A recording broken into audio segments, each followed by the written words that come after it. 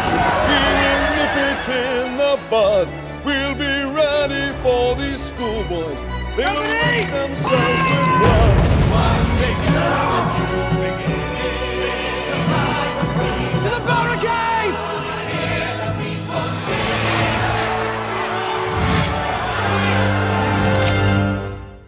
Based on a Broadway musical of the same name, which was based on the Victor Hugo book of the same name, we have several stories in one all connected with each other.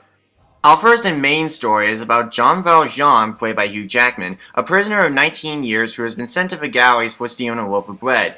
He decides to clean up his image thanks to a single act of kindness, but at the same time, however, he is constantly being chased by the police inspector, Javert, played by Russell Crowe, who wants to put him in the galleys, and this time, forever. Plot number 2 involves Fantine, played by Anne Hathaway, who working at a factory to support her child, Cassette. She gets thrown out only to sell herself as a prostitute. She not only hates it, but is dying, and as her last wish, she asks Jean Valjean to take care of her daughter. Plot number 3 involves two bar owners, or actually I should say two tavern owners, played by Helena Bonham Carter and Sacha Baron Cohen, who hates Cassette because apparently she works there, even when they find out that Cassette's mom died. Plot number 4 involves Cassette herself, the young little girl who used to work at a tavern, who is now the daughter of Jean Valjean, is now a young teenage girl played by Amanda Seyfried, who actually wants to start falling in love. Her pick, Marius. That's plot number 5 actually. Marius and a bunch of young students want to revolt against France in a barricade, even though none of them have any fighting experience whatsoever, and know that they will die fighting. Marius actually starts to fall in love with Cassette, even though he's already in the middle of another love, Eponine. And now with all these characters set in place, we have the climactic finale, which, for those of you who don't know the book, nor the musical, I will not reveal it. This is surprisingly a very epic film.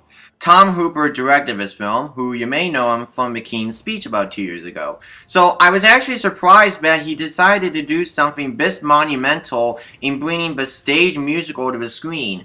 Which, for those of you who don't know what the stage version was like, it's basically, in a nutshell, people dressed up in 19th century clothing, with its only sets being some kind of turntable thing and a barricade. That's about it. The cast was pretty good. Anne Hathaway, Russell Crowe, Hugh Jackman, Amanda Seyfried.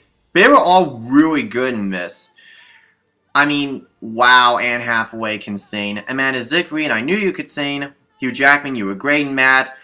And I really didn't know that Sacha Baron Cohen and Helena Bonham Carter can sing either.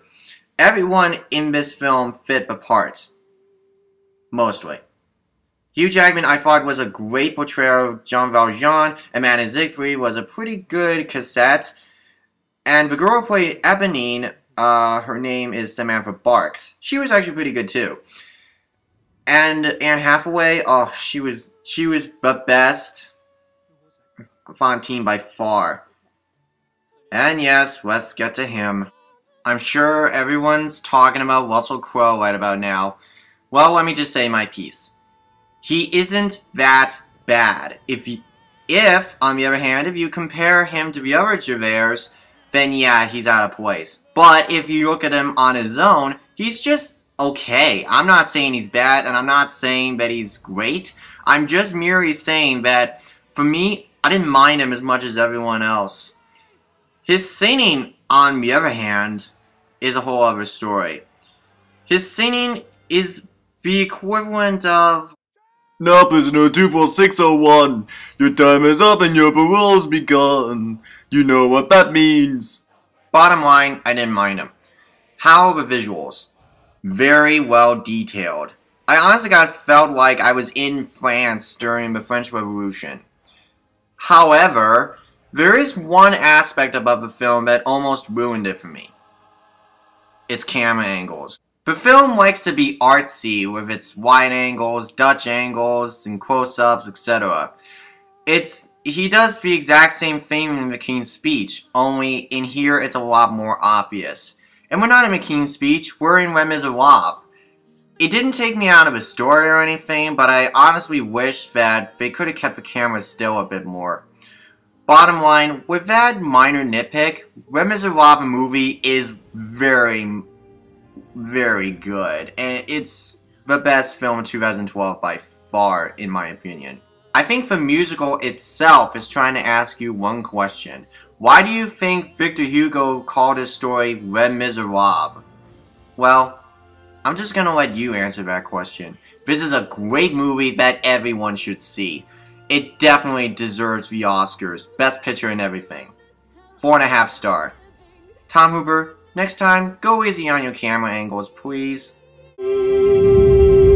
I dream.